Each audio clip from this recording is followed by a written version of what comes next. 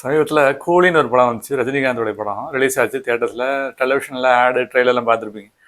அது சம்மந்தமாக ஒரு ஸ்டேஜ் ஷோ ஏதோ ஃபங்க்ஷன் நடத்துனாங்க. அந்த அக்கேஷனில் மூவி சம்மந்தப்பட்ட ஒரு ரஜினிகாந்த் வந்திருந்தார். அப்புறம் அந்த மூவி சம்மந்தப்பட்டவர்கள் ஆடியன்ஸில் உட்காந்துருந்தாங்க. அப்போ அதில் கலாநிதி மாறன் பேசினார். கலாநிதி மாறன் வந்து என்ன பேசினாருன்னா, புகழ்ந்து பேசலாம். அதாவது கவுண்டமணி சொல்லும்போது ஒரு காமெடியில் சொல்லியிருப்பார். அதை வந்து கொஞ்சம் ஆல்டர் பண்ணி சொல்கிறேன். என்னன்னா, ஒருத்தரை புகழ்ந்து பேசலாம், தவறு இல்லை. ஆனால் மைல் பல ஆயிரம் கிலோமீட்டர் கணக்கில் புகழ்ந்து பேசுறதுங்கிறது அது ஓவராக போயிடும்.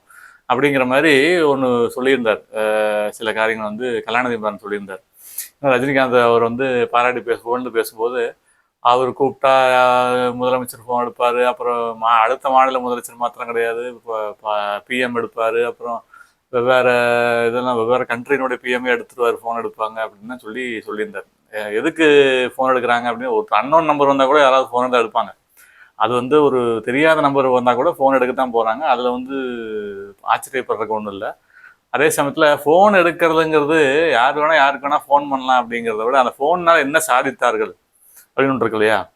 ஒரு ஃபோன் கால் பண்ணுறோம், இல்லை வந்து ஒரு டெக்ஸ்ட் மெசேஜோ இல்லை ஒரு லெட்டர் எழுதுகிறோம், ஒரு ஒரு போஸ்ட் போடுறோம் அப்படின்னா அதனால் சாதித்தது என்ன, யாருக்கு மனதில் என்ன பேசினார்கள், என்ன கம்யூனிகேட் பண்ணாங்க, யாருக்காக அந்த உதவி செய்யணும், யாருக்காக அந்த ஃபோன் கால் போடப்பட்டது, யாருக்காக அந்த உதவி ரீச் ஆனுச்சு அப்படிங்கிற ஒரு இது இருக்கு இல்லையா? எதுக்காக ஃபோன் பண்ணணும், ஃபோன் பண்ணால் அதில் என்ன சாதிக்க போகிறாங்க அப்படிங்கிறப்போ ஒருத்தரை வந்து கடவுள் ரேஞ்சுக்கு புகழ்ந்து பேசுவது என்பது அது அவசியம் இல்லாத ஒன்று.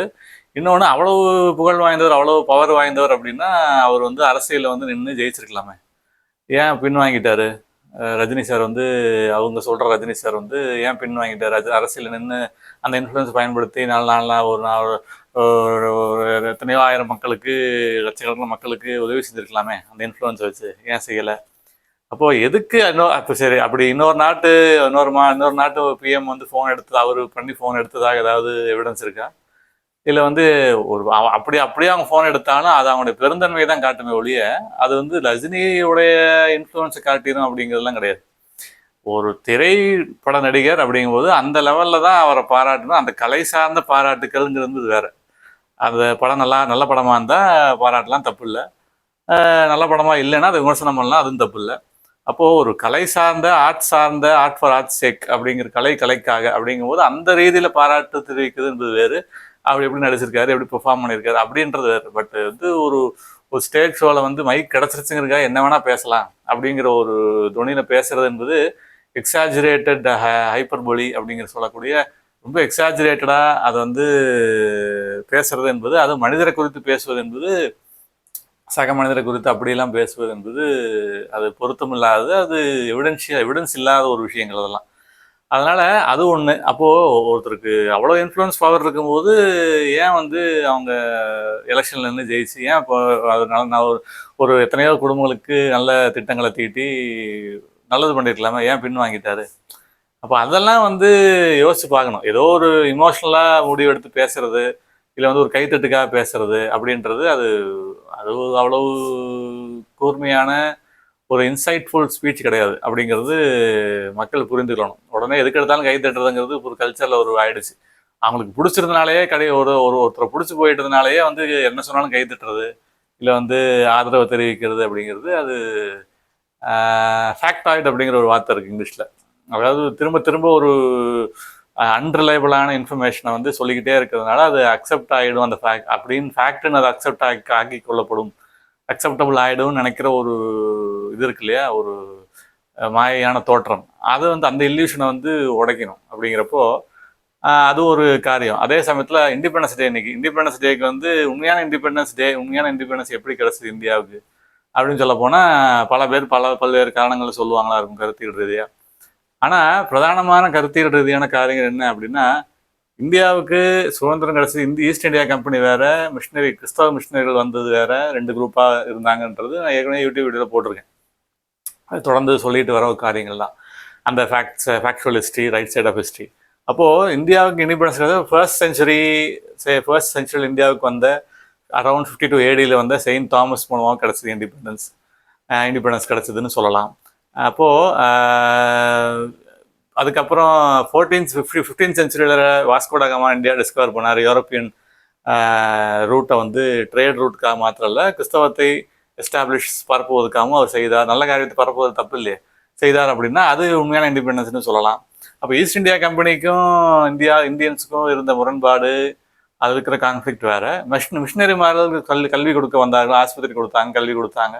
அப்போ வந்து சிவிலைசேஷனை வந்து டெவலப் பண்ணாங்க, மாடர்ன் இந்தியாவை இன்க்ரீஸ் பண்ணாங்க, ஸ்ட்ரெங்தன் பண்ணாங்க. வில்லியம் கேரி, எத்தனையோ பேர், லெக்லர், எவ்வளோ மிஷினரிகள் இருந்த சொல்லிகிட்டே போகலாம்.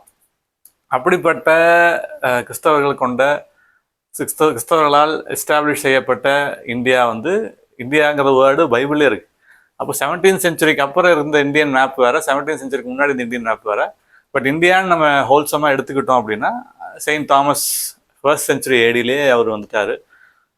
அப்புறம் வாஸ்கோடகாமா இந்தியாவுக்கு டிஸ்கவர் பண்ணார். அப்படின்னா இண்டிபெண்டன்ஸுங்கிறது எழுத்தறிவித்தவன் இறைவனாவான்னு சொல்லி நெற்றினில் இருக்குது, பார்ப்போம் தமிழில். அப்போ எழுத்தறிவித்தவர் யார்?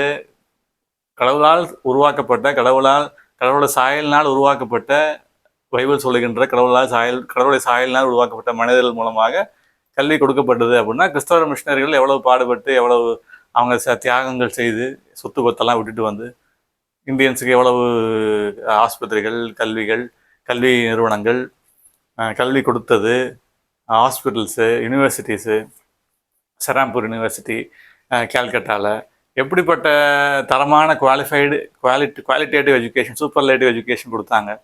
அப்படிங்கிறப்போ மருத்துவம், மெடிசின், அன்பு காட்டினது, இதெல்லாமே கிறிஸ்தவனுடைய அன்பை காட்டினது. இதெல்லாமே இண்டிபெண்டன்ஸ் டேனுடைய முக்கிய கூறுகளாக இந்தியாவில் நடந்த நிகழ்வுகளில், ஹிஸ்டாரிக்கல் ஈவெண்ட்ஸில் வந்து, ஹேப்பனிங்ஸில் வந்து இதெல்லாம் மறக்க முடியாத சம்பவங்கள். வரலாறு, கிறிஸ்தவ வரலாறு என்பது.